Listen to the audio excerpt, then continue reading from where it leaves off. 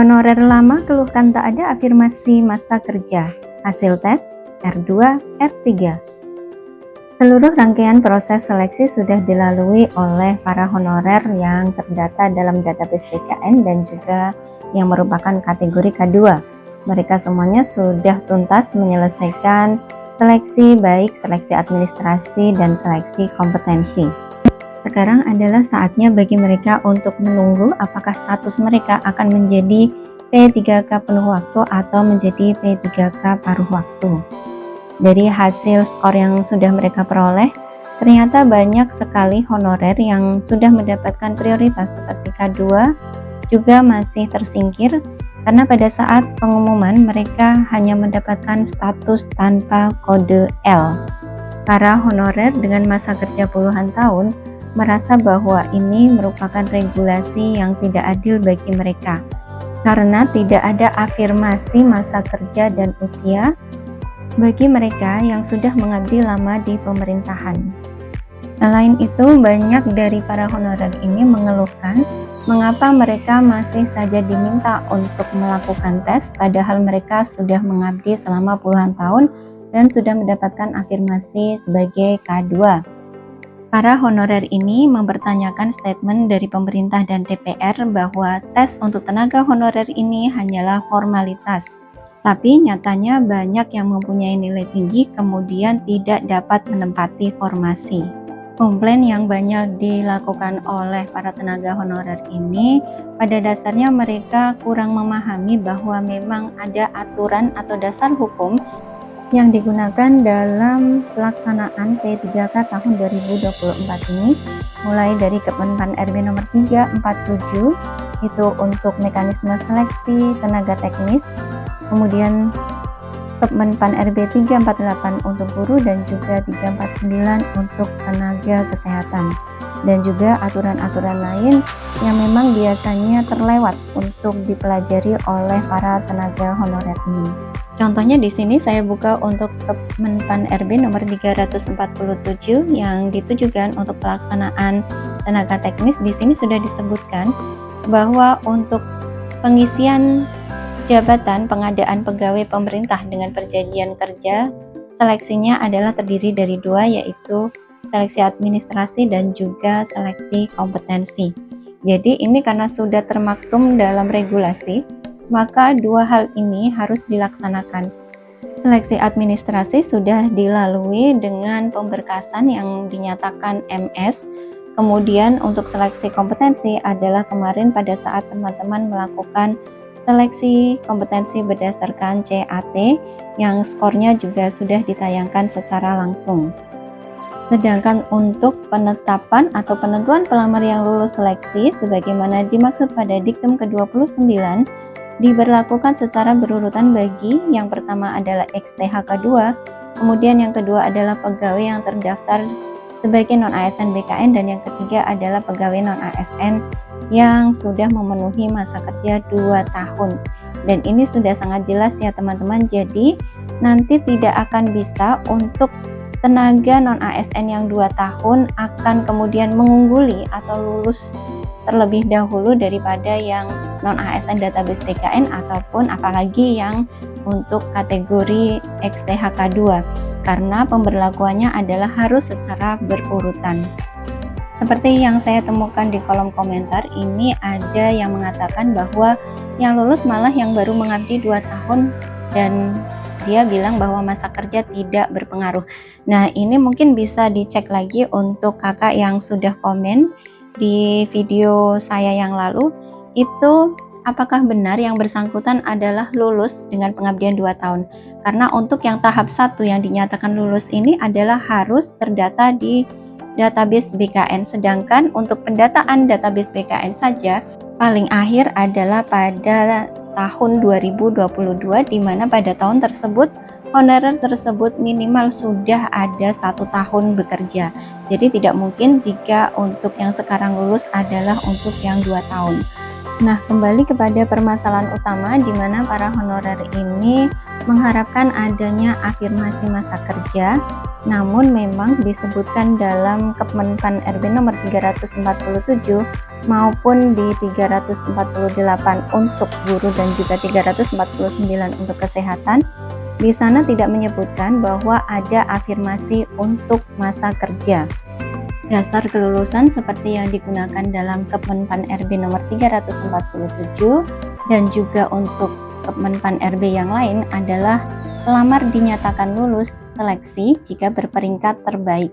Nah, untuk yang dimaksud dengan peringkat terbaik ini disesuaikan juga nilai tertinggi dari masing-masing formasi, disesuaikan dengan masing-masing jenis pengadaan.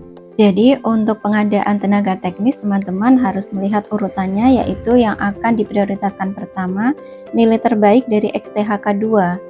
Kemudian yang berikutnya jika XTHK 2 ini sudah habis maka diambil nilai terbaik yang ada pada non-ASN database BKN. Dan yang terakhir adalah non-ASN yang aktif bekerja paling sedikit 2 tahun. Berbeda dengan pengadaan JF Guru, maka untuk urutan prioritas yang pertama adalah ada pelamar prioritas atau P1, di mana dia adalah lulusan dari seleksi P3K pada tahun 2021 yang belum mendapatkan penempatan. Kemudian yang kedua adalah guru XTHK 2, dan yang ketiga adalah pegawai yang terdaftar dalam pangkalan database BKN. Dan yang keempat adalah untuk guru non-ASN yang ada di sekolah negeri dengan masa kerja minimal 2 tahun. Dan yang terakhir adalah lulusan PPG Prajabatan yang sudah ditentukan. Nah, ini teman-teman urutannya tidak mungkin akan nanti untuk tenaga honorer di guru yang baru 2 tahun yang belum masuk database BKN nanti akan lulus duluan. Ini akan menyalahi aturan yang sudah ditetapkan. Begitu juga dengan pengadaan tenaga kesehatan. Untuk urutan prioritas mana yang akan menempati posisi terbaik juga masing-masing ada urutan prioritasnya, walaupun di situ ada nilai tertinggi. Jadi teman-teman harus melihat skemanya, tidak asal nilai tertinggi terus menuntut untuk menempati formasi, namun teman-teman harus melihat untuk dasar hukum yang digunakan yang ditetapkan sebagai dasar untuk penentuan kelulusan peringkat terbaik berdasarkan urutan formasi. Nah, sudah jelas teman-teman ketika kita mempelajari aturan yang digunakan untuk pengadaan seleksi P3K 2024 ini, ternyata memang masa kerja dan juga usia tidak mendapatkan afirmasi.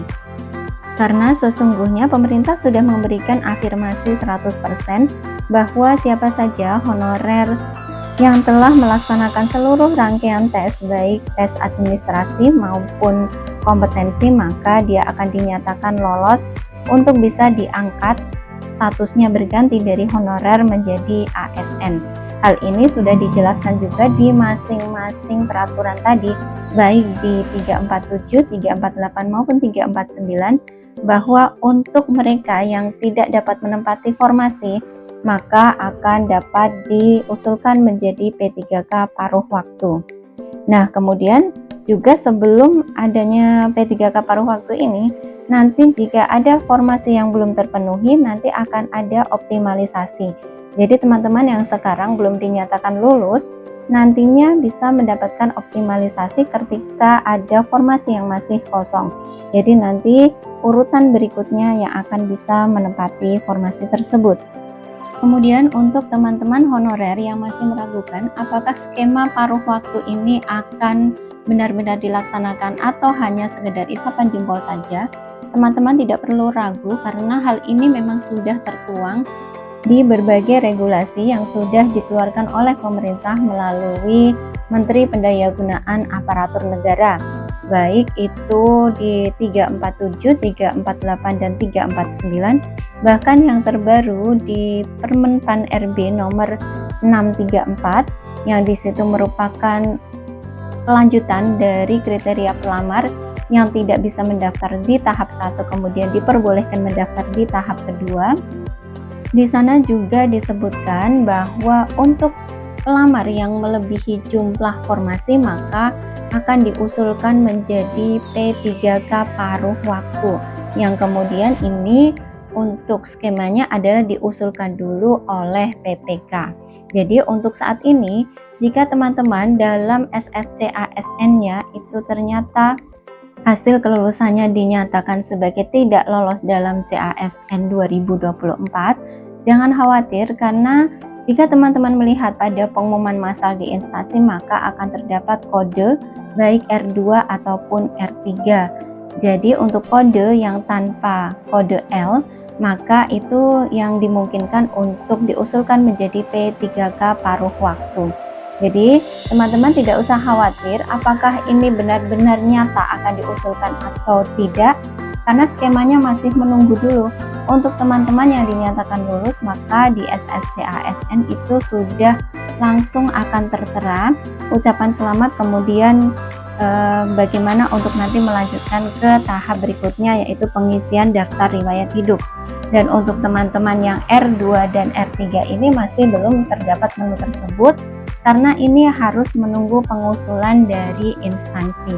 Jangan khawatir bagi teman-teman, meskipun ini yang mengusulkan adalah instansi, namun aturan-aturan sudah menyebutkan bahwa seluruh tenaga honorer itu wajib diselesaikan dan berganti status. Dalam artian, nanti semua honorer yang memang sudah melaksanakan seleksi dan dinyatakan dengan kode R2 dan R3 ini untuk tahap 1, semuanya akan diusulkan menjadi P3K paruh waktu.